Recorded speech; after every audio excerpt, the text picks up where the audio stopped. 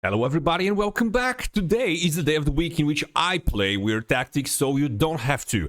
We are gonna be playing, as you saw in the title, without any midfielders. And first of all, we're gonna be trying to win the Champions League final with the most cracked Real Madrid side ever. But afterwards, we're gonna try to make this tactic work throughout the whole season with a Man City side. So, let's go. Alright, this is gonna be a tough one. In order to try and make it work, first of all, I'm thinking about using tiki-taka. And yeah, of course, it is very important what roles I'm gonna be considering midfielders. These white players here, I definitely should not consider midfielders, but maybe I should be using them on attack, like as a restriction.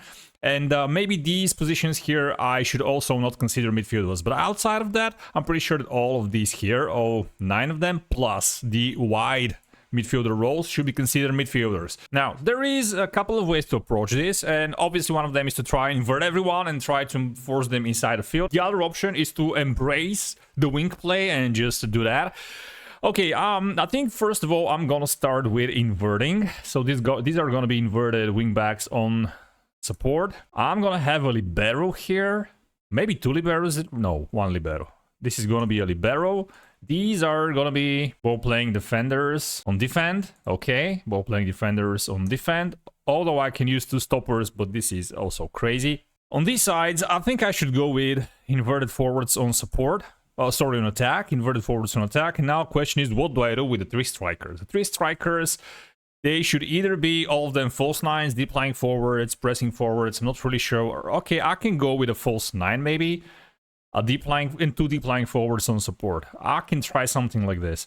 Okay, so positive, fairly narrow, very narrow, but using the wings. Play out of defense, very low tempo. We should try and keep possession. This is the only way we can do it. Dribble less, work ball into box. All right.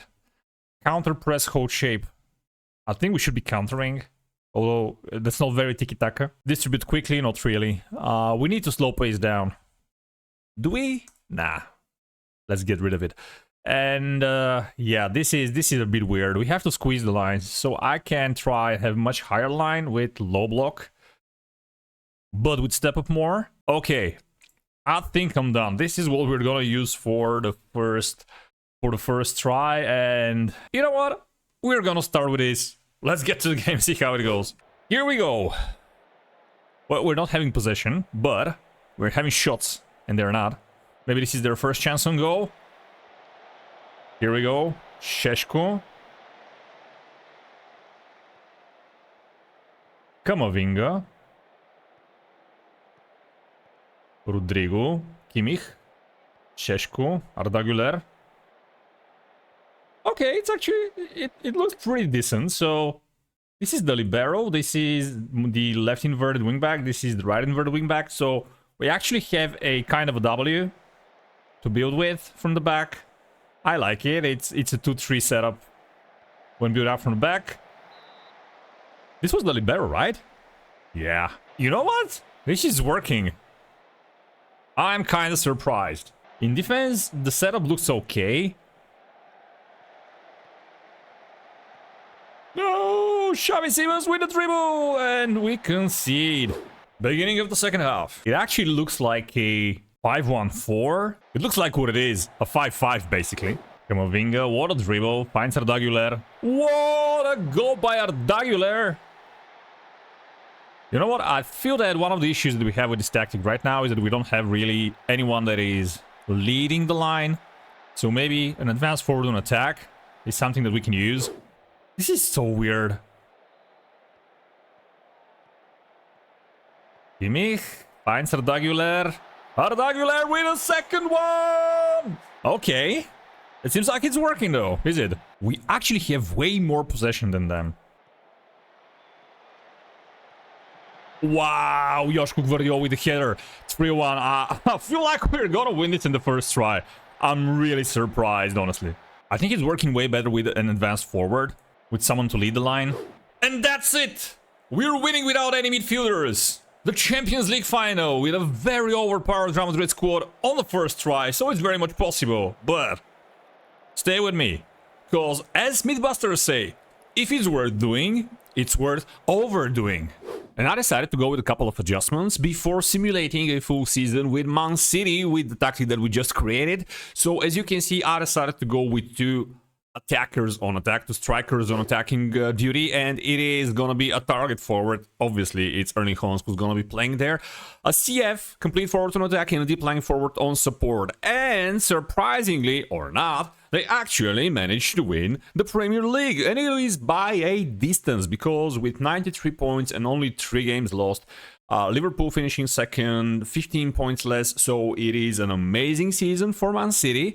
And despite the fact that they started with a home loss against Bradford in the second round, and it meant that their position in the league was not the best after a couple of games, and because they drew against Everton, then lost to Sheffield, but once they got the tactical familiarity, I think, up to the standards, they started producing some really entertaining games. You can see 4-0 versus Chelsea, followed by a 6-2 versus Nottingham, followed by a 7-4 versus Aston Villa. So, yeah, and 2-0 Arsenal. So, great games, a lot of goals, a lot of fun for the supporters. The team finished with most chances created.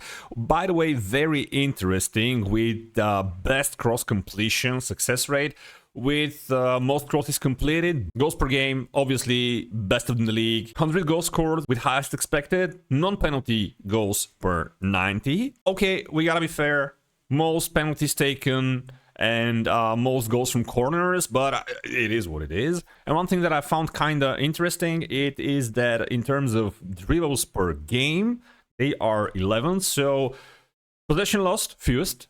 Well, when you don't dribble a lot and your kind of passing is shorter-ish, it kind of helps you not lose the ball that much. And okay, the technical prowess of the Man City players obviously helped. Kevin De Bruyne played quite a lot of games as a complete forward, and with these 2 goals, you can kind of get an idea of what the playing patterns were. It's the same build-up from the back that we see here.